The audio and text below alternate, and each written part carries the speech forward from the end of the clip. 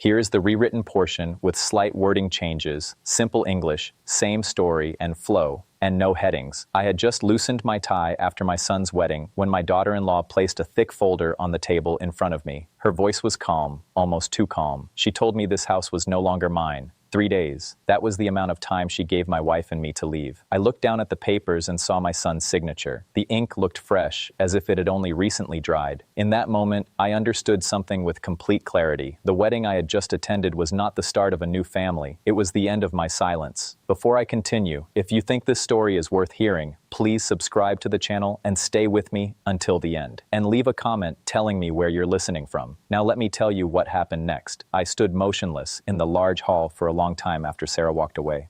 The door closed so gently that it barely made a sound, yet inside me something shut with force. Not the house, not the property. It was an assumption I had carried for many years, that my silence was enough to keep everything together. Karen stood behind me. She didn't ask a single question. We had been married for more than 40 years, long enough to understand that some moments become worse when words are added to them.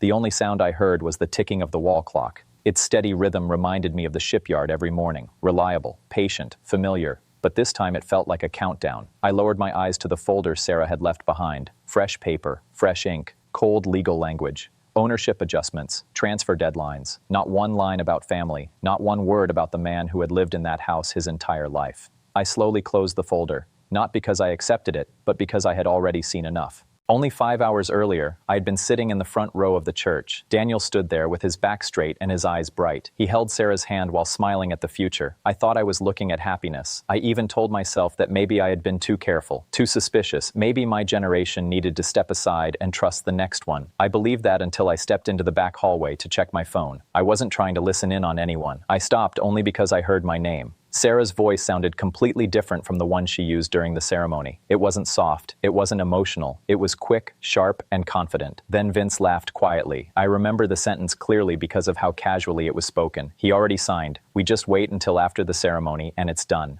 I didn't walk into the room, I didn't create a scene. Instead, I leaned against the cold stone wall and listened. They talked about the power of attorney as if it were a small item that had simply been misplaced. They spoke about Daniel as if he were a requirement for a process, nothing more. And they talked about me like I was an old door that only needed the correct key. When I returned to the ceremony, Daniel looked at me and smiled. I smiled back, not because I wasn't hurting, because I needed certainty. Throughout the reception, I watched far more than I spoke. Every time someone mentioned me, Sarah would lightly place her hand on Daniel's arm. It seemed harmless, but it wasn't. It was subtle control. I had seen things like that before in engineering drawings, tiny misalignments that most people would miss. After the ceremony, while guests were still nearby, Sarah changed. She stopped acting like a bride. She stopped keeping her distance. She walked directly into my house as though she were inspecting a project site. She looked around, nodded to herself, and then placed the folder in front of me. No hesitation, no explanation. She believed everything had already been decided. What interested me most wasn't her confidence. It was the expression on her face when I didn't react. She expected anger. She expected shouting. She expected me to fall apart. But I spent my life around the sea, and I learned long ago that storms don't always announce themselves with noise. When Sarah left, I didn't follow her. I didn't call Daniel either. I needed time to put every piece back where it belonged. I sat in the old wooden chair near the window. It was the same chair I had repaired with my own hands after a storm 15 years earlier. I remembered that day well. Daniel was still a boy. He stood nearby watching me work and asked why I didn't just buy another chair. I told him some things aren't meant to be replaced. Sometimes they only need understanding.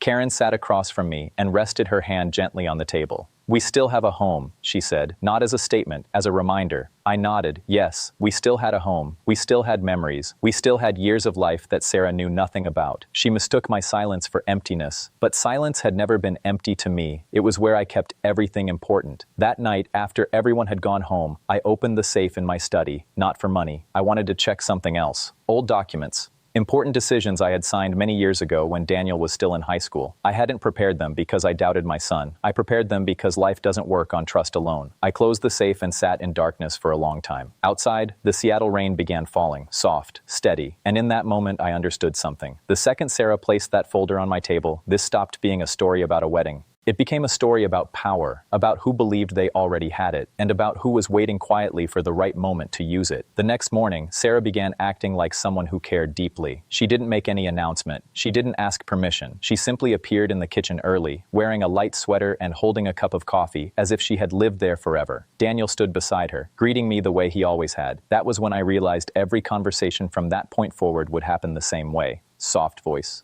slow words, concerned expressions. "Dad should take his medication on time," Sarah said while placing a familiar box in front of me. I stared at it. At first glance, it looked exactly right. The label was correct. Karen's handwriting was there. Everything seemed normal, everything except one thing, the smell, very faint, almost impossible to notice, but it was different. I said nothing. I took the medication as usual, not because I trusted her, because I needed answers. Sarah stayed in the house almost the entire day, longer than necessary. She rearranged objects, moved small items, and somehow she always appeared whenever I stood up. The way she watched me wasn't care, it was observation. That afternoon, Daniel asked me to join him on the back porch. My son spoke carefully, selecting every word as though he were speaking to someone whose memory wasn't reliable. He said Sarah worried about my health. He said I had worked too much. He said maybe it was time for extra support.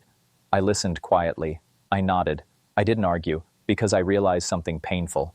In Daniel's eyes, I had already begun becoming someone else. That night, Karen asked whether I felt tired. I told her yes, and it wasn't a lie. I was tired. Tired of pretending I couldn't see what was happening in my own home. Tired of concern that always seemed to carry another purpose behind it. 2 days later, new devices appeared. A health monitoring watch. Small sensors near the bed. Sarah claimed they were there for peace of mind. Daniel agreed almost instantly.